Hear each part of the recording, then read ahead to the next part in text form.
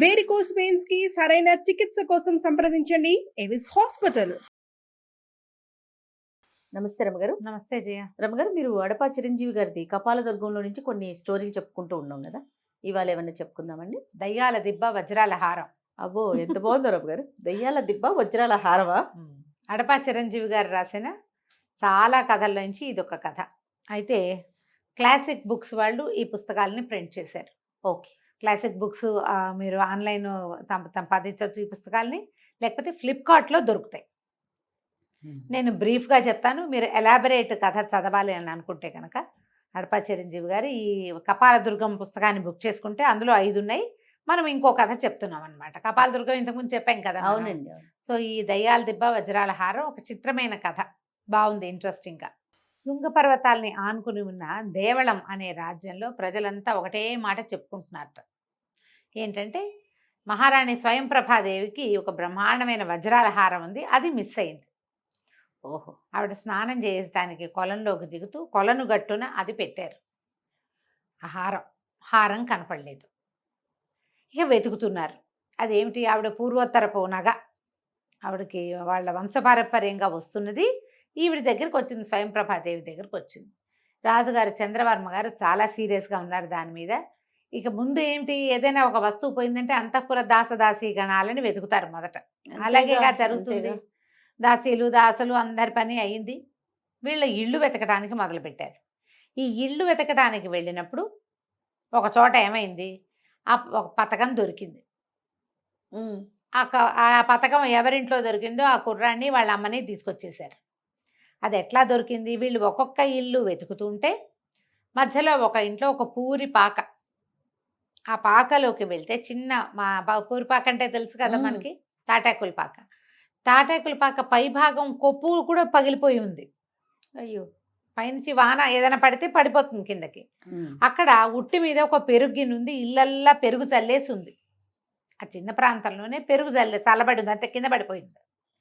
అదంతా కచాడుగా ఉండేసరికల్లా ఇక్కడ ఏదో జరిగిందని ఏం చేశారు, ఆ పెరుగున్న ఉట్టి మీద పెరుగు కుండ ఏది ఉందో దాన్ని దించారు. ఆ కుండలో అంత పెరుగుంది. దాని ఊరికే ఇట్లా కదిపేసరికి లోపల మిలమిలలాడుతూ కనపడింది. ఏమిటి అని చూస్తే అందులో ఒక బంగారు పతకం కనపడింది. ఆ బంగారు పతకాన్ని అందులోంచి తీసి శుభ్రంగా కడిగి చూస్తే దాని మీద శంఖముద్ర వేసింది ఒక పతకం. అది పెండెంట్, మనకు తెలిసిందే కదా, లాకెట్ అంటాం, పెద్దది. బహుశా ఇట్లా ఉండి హారం, ఇక్కడ పతకం ఉంటుంది. ఈ పతకం కొక్కి ఊడి ఉంది.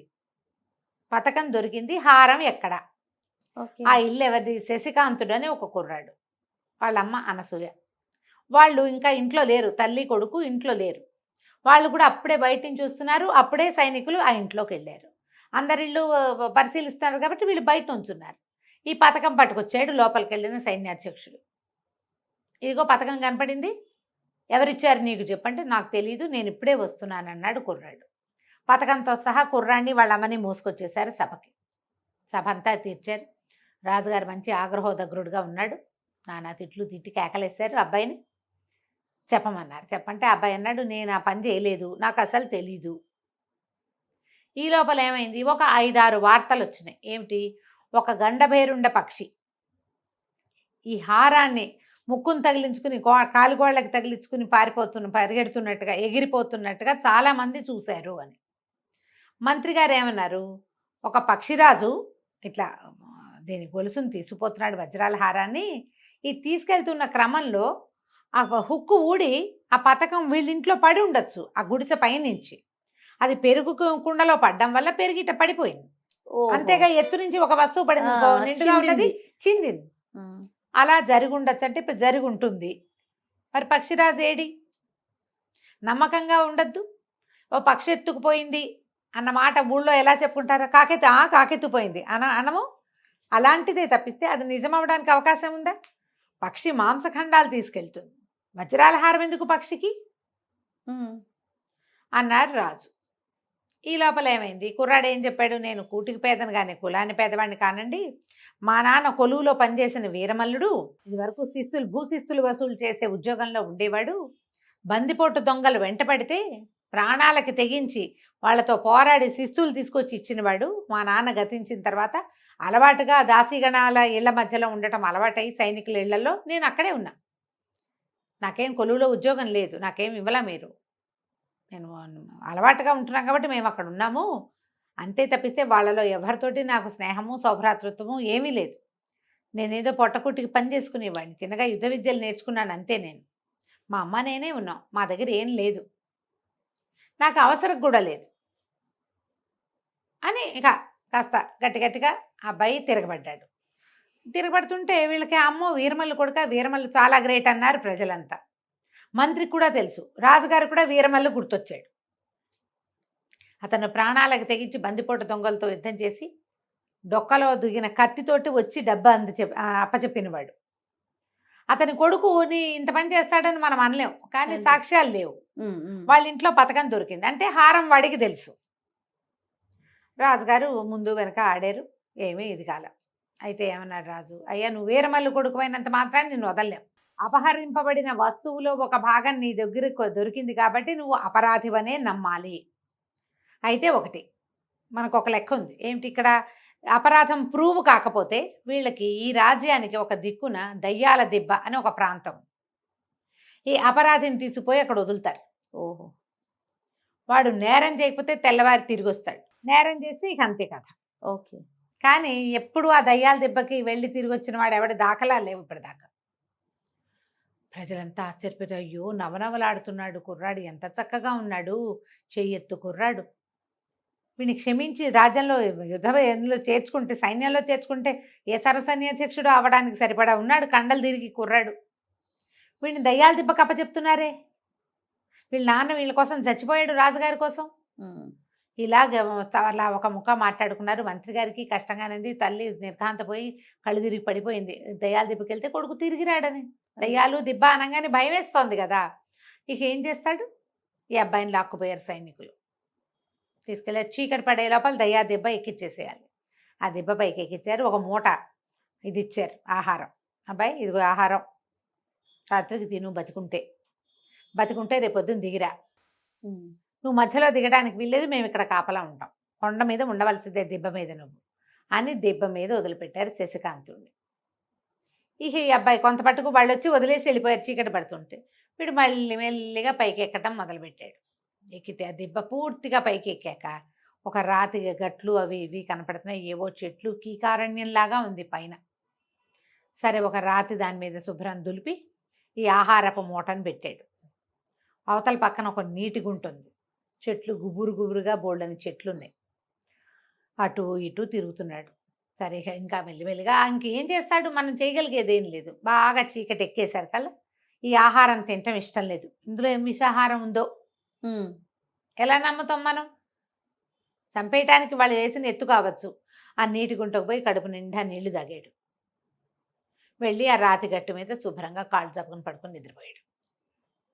గాఢమైన నిద్రలో ఉండగా ఒక 6 దయ్యాలు వచ్చినాయి అక్కడికి, పిశాచాలు 6 వచ్చినాయి. వచ్చి అరుచుకుంటూ వచ్చి విడుదుంపదేగా మానవుడు ఎవడో భలే పడుకున్నాడు, ఎవరైనా మనం చూసి భయపడి చావాలి, కానీ వీడు శుభ్రంగా నిద్రపోతున్నాడు. ఇంత గాఢపు నిద్ర ఎట్లా పడుతుంది, మనం ఎక్కింది దయ్యాల దిబ్బని వాడికి తెలుసు కదా, ఇది దయ్యాల దిబ్బని ఇక్కడ దయ్యాలు ఉంటాయని తెలిసిన వాడు వణుక్కుంటూ కూర్చోవాలి. వీడు పడుకున్నాడేంటి తన్ని పెట్టి శుభ్రంగా. అక్కడి నుంచి ఫెడేల్మని జరిచినాయి వీపు మీద, లేచి కూర్చున్నాడు, అదిరిపడ్డాడు. దయ్యాలను చూసేసరికి ఇది ఈ ప్రాంతం ఇదని తెలుసు కదా, బెగరిసిపోయి కూర్చున్నాడు భయం లేనట్టు. ఏరా అబ్బాయి ఎందుకు భయపడలేదంటే, భయానికి ఏముంది, నాకేం భయం, నీకు ఎన్ని గుండెలు అన్నాయి. ఎన్ని గుండెలో నేను ఎప్పుడూ లెక్క పెట్టుకోలేదన్నాడు. ఆ లెక్క మీకు కావాలంటే మీరు ఇంకోటి లెక్కెట్టాలి అనేసరికల్లా దయ్యాలు ఆశ్చర్యం, అమ్మో వీడికి భయం లేదే, చెప్పరా చెప్పు నీకు ఎన్ని గుండెలో చెప్పు అంటే కుర్రాడేమన్నాడు, దానికేముంది నాకు చాలా గుండెలు ఉన్నాయి, 2-3 ఇంట్లో కూడా పెట్టొచ్చాను, ఈ నా గుండెలు లెక్క పెట్టాలంటే ఈ చెట్టుకి ఎన్ని కాయలు ఎన్ని ఆకులు ఉన్నాయో అన్ని గుండెలు ఉన్నాయి నాకు. వెంటనే దయ్యాలు ఆశ్చర్యం, అమ్మ మాట్లాడుతున్నాడు వీడు అంటే లెక్క పెట్టమంటున్నాడు. సరే మేము లెక్క పెడతాం అన్నారు. అనేసరికల్లా వీడన్నాడు, మీరే ఎలాగ లెక్క పెడతారు, ఇంకా మీ ఫ్రెండ్స్ ఎవరో భూతాలు ఉన్నారన్నారుగా వాళ్ళని కూడా పిలవండి అన్నారు. అనగానే వీళ్ళేవో పిచ్చి పిచ్చి కేకలు పెట్టినాయి దయ్యాలు. ఒక పెద్ద భూతాల గుంపు ఒకటి వచ్చింది అక్కడికి. ఇవేమో 6 దయ్యాలు ఉన్నాయి, గుంపు వచ్చింది. వచ్చాక మేమందరం లెక్క పెడతామన్నారు వాళ్ళు. అంటే కుర్రాడు అన్నాడు, అలా కాదు, మీరు నా గుండెలు లెక్క తెలుసుకోదలిచిన వాళ్ళు ఎవరు, మేము 6గురం అని చెప్పినాయి దయ్యాలు. మరి భూతాలు కూడా 6గురే ఉండాలి, ఇంతమంది ఉంటే ఎట్లా, సమానంగా ఉండాలిగా. సరే ఆలోచించే, సరేనని మిగిలిన వాటిని పంపించేసినాయి. కొంతమందిని ఎన్నిక చేసి 6గురు బాగా లెక్క పెట్టగలిగిన నెంబర్లు వచ్చిన భూతాలని వెలికి తీసి 6 భూతాలు 6 దయ్యాలు నుంచున్నాయి. ఇప్పుడు కాయలు ఆకులు లెక్క పెట్టాలి. లెక్క పెట్టుకోండి, కింద పడినవి కూడా లెక్క పెట్టాలి సుమా. లెక్క పెట్టాక అప్పుడు నా గుండె లెక్క చెప్తాను మీకని వాళ్ళని అడు పంపించి కాళ్ళు తప్పు పడుకున్నాడు మళ్ళీ. ఇక అవి ఇప్పుడు రావు, ఆ పని చేసుకుంటూ ఉంటాయి. ఈ లోపల ఇట్లా పడుకునేసరికి అతనికి ఒక నవ్వు వినపడి ఆశ్చర్యపోయాడు. ఎవరో ఉన్నారు కొండ మీద, ఈ గుట్ట మీద.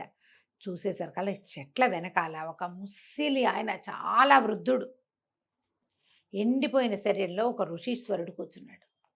ఈ కుర్రాడు లేచి దగ్గరికి వెళ్ళాడు. ఆయన సాహసి పోయి, దయ్యాలకి భూతాలకి భలే పని పెట్టావు, ఎవరొచ్చినా ఈ కొండ మీద భయపడతారు, భయంతో వాళ్ళ ప్రాణాలు పోతాయి, నీకు భయం లేదు, గుండెలు తీసిన బంటువి, నువ్వు భలేవాడివి, నీ పేరేమిటి నాయనా, ఎందుకు వచ్చావు ఏమిటి అంటే అప్పుడు కుర్రాడు చెప్పాడు, ఇట్లా ఒక పథకం మా ఇంట్లో పెరుగు చట్టిలో దొరికింది, ఉట్టిలో ఉన్న చట్టిలో, మరి వాళ్ళేమో రాజుగారు నన్ను ఇట్లా శిక్ష వేశారు, బతికి జీవించి కిందకి వెళ్తే శిక్ష మాఫ్ అయిపోతుంది, పథకం సంగతి దైవాధీనం, పథకం వెళ్ళిపోయింది, వజ్రాల హారం సంగతి ఇంక అడిగే పని లేదు అనేసరికల్లా ఆయన అన్నాడు, నువ్వు సాహసివి, నీకేమి ఇబ్బంది లేదు, నీకు అన్నిటి జయమే లభిస్తుంది, రాజుగారు నేను మెచ్చుకుంటారు, నువ్వు నా దగ్గరికి రా, నేను ఇంకో కొద్దిసేపట్లో చనిపోబోతున్నాను, మీరెవరు ఇక్కడ ఎందుకున్నారంటే నేను తపస్సు చేసుకోవడానికి ఈ కొండ మీద ఉన్నాను, ఇక్కడ ఏ డిస్టర్బెన్స్ ఉండదు, మానవ మాత్రులు రారు, దయ్యాలు నా మహిమ వల్ల నా దగ్గరికి రావు, అవి తిరుగుతాయి కానీ నన్నేం చెయ్యవు, నా దగ్గరికి రావు, కాబట్టి నేను ప్రశాంతంగా చేసుకుంటున్నాను, నా తపస్సు ఫలించింది, నాకు మోక్షం లభించబోతోంది, కొద్దిసేపట్లో నేను చనిపోతా, నా దగ్గర అద్భుతమైన పరకాయ ప్రవేశ విద్య ఉంది, అది ఇస్తాను నీకు అని చెప్పి కాళ్ళు కడుక్కునిరా నీకు చెప్తానన్నాడు. కుర్రాడు వెళ్ళి నీటి గుంటలో కాళ్ళు చేతులు మొహం కడుక్కొచ్చి ఆయన దగ్గర కూర్చుంటే ఆయన ఒక మంత్రాన్ని ఉపదేశం చేశారు, అది ఎట్లా చెయ్యాలో ఉపదేశం అయ్యింది. ఈ అబ్బాయి అంతా తెలుసుకోగానే ఆయన కాస్త పడి చనిపోయాడు. ఇక ఏం చేస్తాడు, సరే ఆ దయ్యాలు భూతాలు ఏమో కాకులు కాయలు లెక్కెట్టుకుంటున్నాయి, ఇతను అన్ని పుల్లలన్నీ ఏరి చుట్టుపక్కల ఉన్నవన్నీ ఓ 2 రాళ్ళు కొట్టి కొంచెం మంట సృష్టించి ఆయనని దహనం చేసాడు. కొండ మీద నీటి గుంటలోకి పోయి స్నానం చేసి గట్టు మీద కూర్చున్నాడు. తెల్లవారిపోతోంది. ఎప్పుడైతే సూర్యోదయం అవబోతోందో దయ్యాలు భూతాలు అన్నీ ఎగిరిపోయినాయి, వాటి లెక్క తేలలేదు, ఎప్పటికి తేలుతాయి, చెట్ల మీద ఆకులు కాయలు లెక్క పెట్టడం సులువా, ఓ పక్క నుంచి పెట్టుకుంటూ రావాలి, ఎప్పుడవుతుంది అది, పెద్ద మామిడి చెట్టు అదేమో. తెల్లారేసరికల్లా ఇంకేముంది ఇక్కడ చేసేది, కొండ దిగి వెళ్ళటం మొదలుపెట్టాడు. ఈ గుట్ట దిగి వచ్చిన వాడిని చూసేసరికల్లా నిర్కాంతపోయారు సైనికులు, ఊరిని చిచ్చరి పిడుగు ఎలా ఉన్నాడు వీడు, సరే వీడిని వెంట పెట్టుకు తీసుకెళ్లేసరికి రాజుగారు చాలా మెచ్చుకున్నారు సభలో, భలేవాడివి, నువ్వు చాలా ధైర్యశాలివి, నీ దగ్గర ఏ తప్పు లేదు, అందుకే నీకే భయము లేదు అని చెప్పి ఒక పళ్ళె నిండా బంగారు కాసులు పోసి అప్పచెప్పారు. నువ్వు రాజ్యంలో పని చేయదలుచుకుంటే సైన్యంలో పని చేయొచ్చు, నీకే ఉద్యోగం కావాలంటే ఆ ఉద్యోగం తీసుకో అని ఆ డబ్బు ఇచ్చారు. ఇస్తే అబ్బాయి ఏమన్నాడంటే, చాలా సంతోషం మహారాజా, కానీ వీరమల్లుడి కొడుకు మీద అపరాధం వేసి కొండ మీదకి దయ్యాల గుట్ట మీదకి పంపించారనే మాట నేను జన్మాంతం మోసుకోవాలి. ఆ పక్షి పట్టుకెళ్ళిన వజ్రాల హారం అది ఎక్కడుందో దాన్ని పట్టుకొస్తే గానీ నేను కొలువులో చేరను. దానికోసం ప్రయత్నం చేసి తీరుతా. అది కదంబ రాజ్యం వైపు ఎగురుతూ వెళ్ళిందని వార్తలు వచ్చాయి వీళ్ళకి. నేను ఆ రాజ్యానికి వెళ్ళి వెతుకుతాను, నా ప్రయత్నం నేను చేస్తానంటే సరే రాజుగారికి నచ్చింది ఆ మాట. అలాగే నన్నాడు. ఈ రాజుగారు ఇచ్చిన వరహాలు పట్టుకుని తల్లి కొడుకు ఈ రాజ్యాన్ని వదిలిపెట్టి ప్రయాణం మొదలుపెట్టారు. ఎక్కడికి వెళ్ళారు, ఏం చేశారు మనం వచ్చే భాగంలో చూద్దాం. బాగుంది రమ్మగారు. నమస్తే అండి. నమస్తే జీ.